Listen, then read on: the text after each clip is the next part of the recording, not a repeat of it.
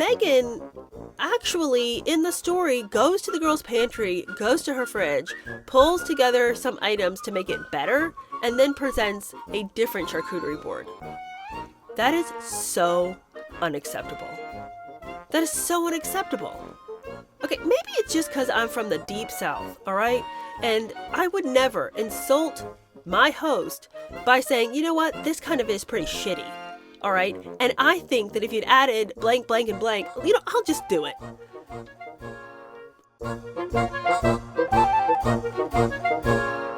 She asks Megan, can you tell me, there's lots of chatter about you. How much of that are you looking at? Now, Jamie, that's a dumb question because we can already anticipate the answer. Even if we hadn't seen the Time 100 interview, we already know the answer to this question. Now, Jamie may not have realized they were going to ask her that same question at Time 100 if her interview was filmed first. But it's a dumb question either way. I thought the same thing when I saw Time 100. That's a stupid question because she's going to say she doesn't see any of it. She doesn't know any of it, right? So why are we even asking her?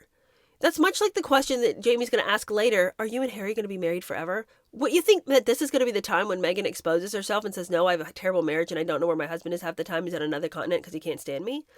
At what point did you think you were going to get a revelation by asking that? You're just trying to cover your base and be like, well, I asked Meghan. But don't ask anything that you know they're going to know the answer to. That's a boring, stupid interview. And nobody, no matter how close you think that you are to them behind closed doors, are going to expose themselves on a stage when they have never discussed the happiness or the sadness within their own marriage.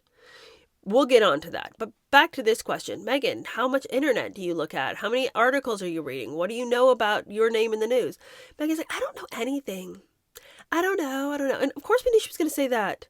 And then she says, I only look at maybe 1% of what's out there. And that's only what people bring me. Because I'm so head down. I don't have time. I just don't have time. I'm too busy being a mom and all this stuff.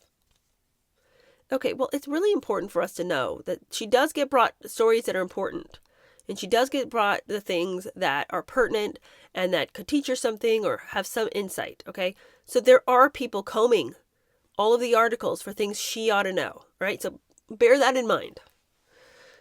At this point, since we've covered the fact that Meghan's not looking at any of the things online and she has no idea how much people hate her, Jamie knows how much people hate her because Jamie apparently has been doing a lot of research. And when she wasn't looking at that forum full of 11 and 12-year-olds praising Meghan up one side and down the other, she happened to see that things weren't always so glowing. So she's going to take this opportunity to let you know that Meghan's an amazing person. And here are some behind-the-scenes stories that maybe you didn't know about. Of course you didn't know about because these happened to Jamie and she wants to share them with you. Then she goes and tells us the most embarrassing story for Meghan, really, and also for her. So Jamie says, I had Meghan over, and I was trying to figure out what to put out, and I decided I was going to do a charcuterie board. And I actually just learned what a charcuterie board is a couple of years ago. So wasn't really sure how to do it, but I decided to do my best.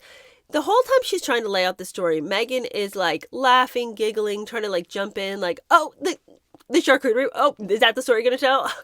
Okay, it's really funny. Okay, go ahead. And she goes on to tell about how she didn't know what she was doing, so the end result was a little painful. And she shows a picture. Okay, we've probably seen more artistic ones. Meghan's in the background going, A+ for effort, right? A+ for effort. And Jamie's being sort of self-deprecating about what she doesn't know. And, then Meghan comes in and she's like, here, Meghan, here's what we're eating.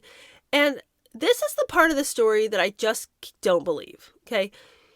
We're supposed to believe that Jamie took a picture of the haphazard charcuterie board that she'd thrown together in her, in her appalling ignorance of the things that she should know. Oh, God, who cares? You put some food out for your guests. Are they so rude that they would be like, oh, the carrots and hummus don't look pretty, so I'm sorry, I'm gonna refrain. Sorry.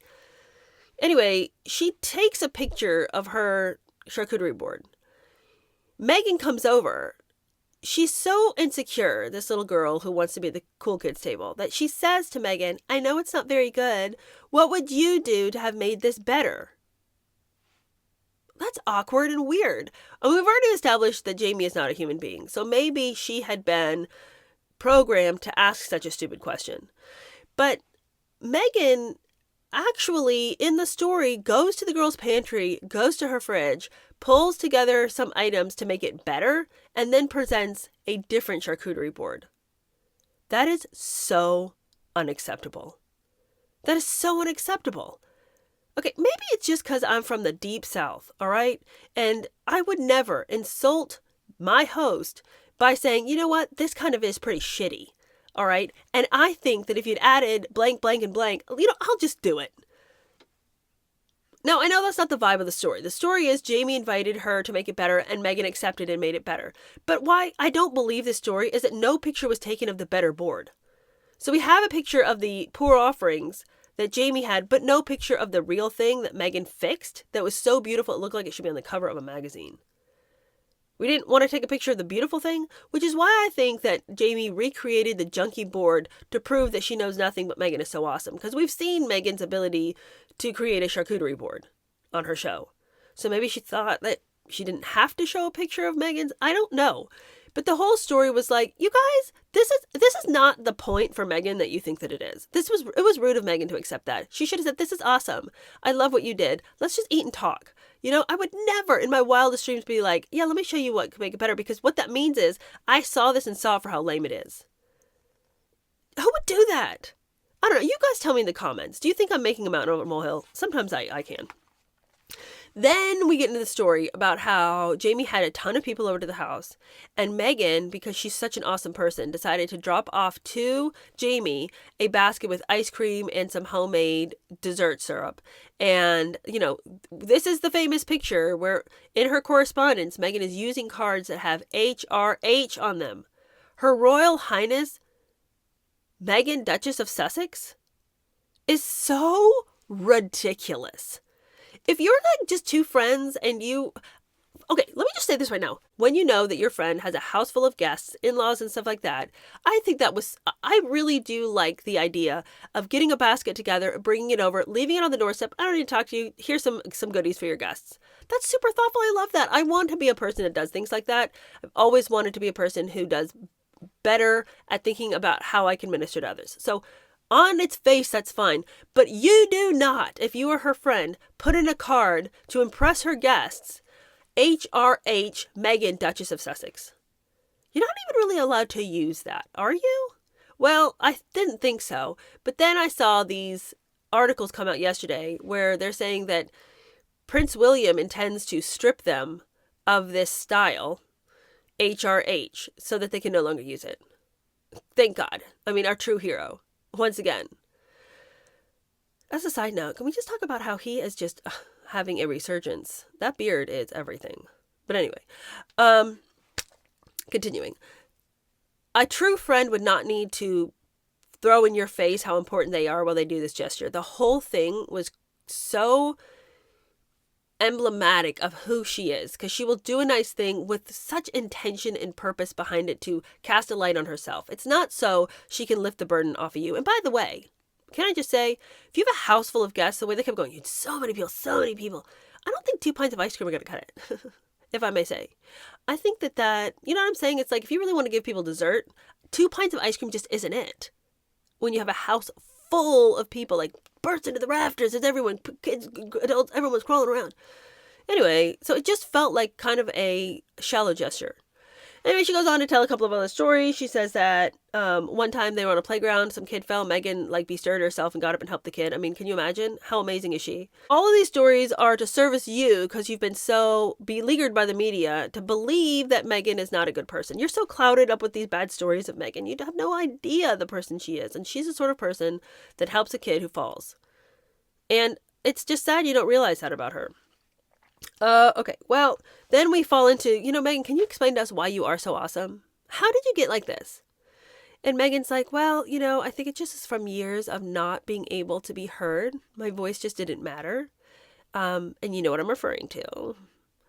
And so now it's just me loving everybody the way I just had to spend years not being loved. And this is just my way of filling my cup back up after so many years of people ignoring me. And a lot of that's probably doing the things for other people that I had missed for so long when you don't feel seen or when you feel lonely. and you just want someone to like reach out in a meaningful and thoughtful way. Tiny, tiny things that All anybody ever did was pay attention to you, Megan. What are you talking about, these dark days? This is gonna be one of two times that she refers to the days, back in the days, the dark days of the royal family, back when I was in England. And I'm sorry, Megan, those were not dark days for you. So you need to just quit it. Just quit it and cut it, okay? We're tired of it. We're tired of hearing you lie like this.